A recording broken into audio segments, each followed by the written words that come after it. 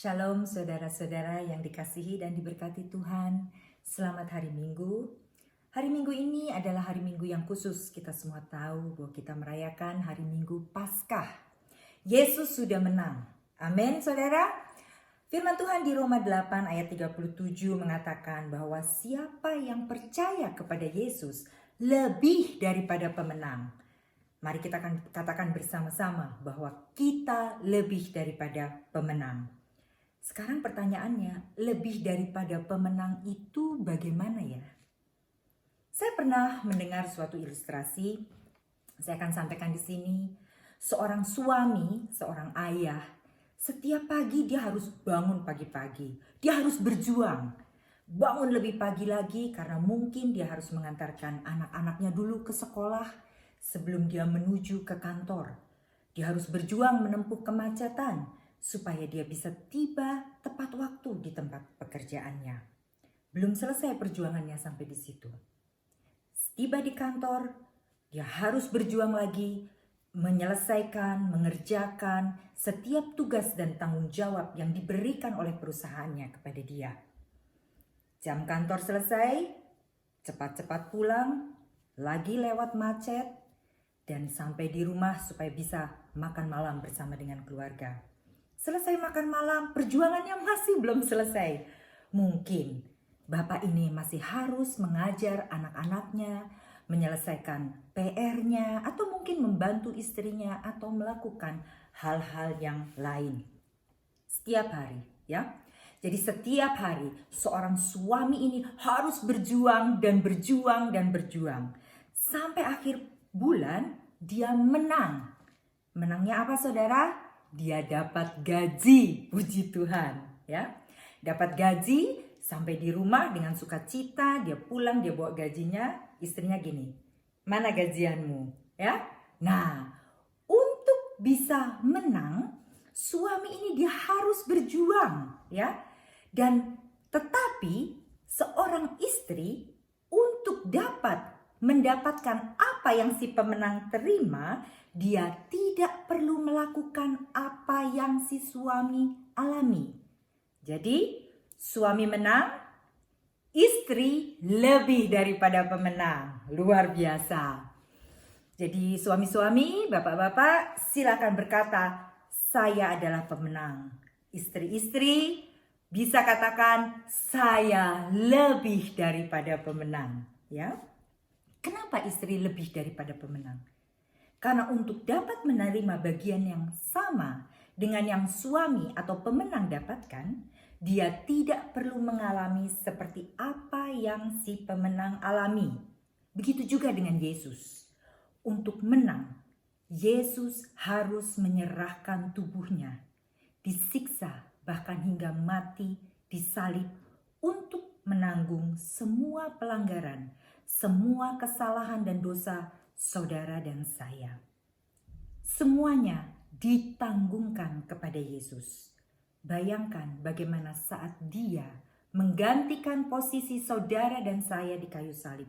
Dia hancur, bahkan firman Tuhan di dalam kitab Yesaya 52 ayat 14 mengatakan bahwa wajahnya sudah tidak menyerupai anak manusia lagi.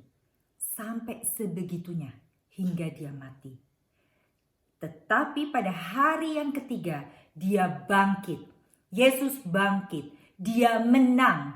Bahkan musuh yang terbesar sekalipun yaitu maut sudah dia kalahkan. Yesus adalah pemenang. Tetapi Alkitab mengatakan bahwa saudara dan saya yang percaya kepada Yesus Kristus menerima bagian yang sama dengan yang Tuhan Yesus terima, kita lebih daripada pemenang tanpa kita harus mengalami apa yang Tuhan Yesus alami. Jadi hari ini kita merayakan Paskah, hari kebangkitan Kristus. Dengan kebangkitannya bukan untuk membuktikan bahwa Allah telah menanggung dan mengampuni dosa kita saja, tetapi lebih daripada itu. Kita diberikan identitas yang baru di dalam Kristus. Kita harus tahu kebenaran. Karena firman Tuhan di dalam Yohanes 8 ayat 32 mengatakan, dan kebenaran itu akan memerdekakan kamu. Saudara siap untuk diberkati dan dimerdekakan? Jadi Yesus dibangkitkan untuk membuat kita menjadi orang-orang benar. Kalau Yesus dibangkitkan, kalau Yesus tidak dibangkitkan, maka kita semua masih hidup di dalam dosa-dosa kita. Sebagai perbandingan ilustrasi, di dalam Perjanjian Lama, seorang imam besar masuk ke dalam ruang Maha Kudus untuk apa? Untuk mengadakan pendamaian dengan bagi saudara dan saya. Nah, kalau si imam besar ini tidak keluar lagi dari ruang Maha Kudus, artinya apa? Pendamaiannya itu tidak diterima atau pendamaiannya ditolak. Tetapi jika imam besarnya keluar, berarti pendamaiannya diterima. Bisa dilihat ilustrasi di sini. Jadi jika Yesus dibangkitkan, maka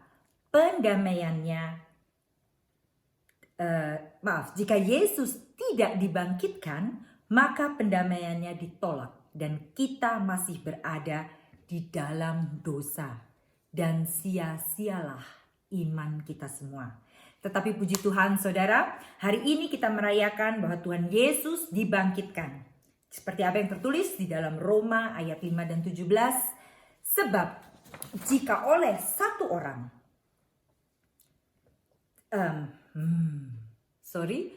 sebab jika oleh dosa satu orang, maut telah berkuasa oleh orang itu. Siapakah orang itu? Dia adalah Adam. Ya, jadi maut itu berkuasa sejak Adam jatuh ke dalam dosa. Firman Tuhan mengatakan upah dosa adalah maut. Jadi karena dosa satu orang, maut berkuasa. Ini benar. Maka lebih benar lagi mereka yang telah menerima apa saudara? Menerima kelimpahan kasih karunia. Bukan hanya itu saja. Dan anugerah kebenaran. Sekarang apa sih anugerah kebenaran? Anugerah itu adalah pemberian, ya, yang tidak harus diperjuangkan, ya, akan hidup dan berkuasa oleh karena satu orang itu, yaitu Yesus Kristus. Sekali lagi Roma 5 ayat 17. Sebab jika oleh dosa satu orang maut telah berkuasa, maka lebih benar lagi mereka yang kelimpahan kasih karunia dan anugerah kebenaran akan hidup dan berkuasa oleh karena satu orang itu, yaitu Yesus Kristus. Jadi hari ini saya ingin mengingatkan kembali identitas kita yang baru yang telah kita terima melalui Kristus. Jangan saudara lupakan itu. Jadi buanglah identitas kita yang lama, manusia lama kita, dan mari kita hidup sebagai manusia baru dengan identitas yang baru di dalam Kristus. Firman Tuhan mengatakan 2 Korintus 5 ayat 17, jadi siapa yang ada di dalam Kristus, ia adalah ciptaan baru. Yang lama sudah berlalu, sesungguhnya yang baru sudah datang. Dan kita adalah orang-orang yang lebih daripada pemenang. Amin.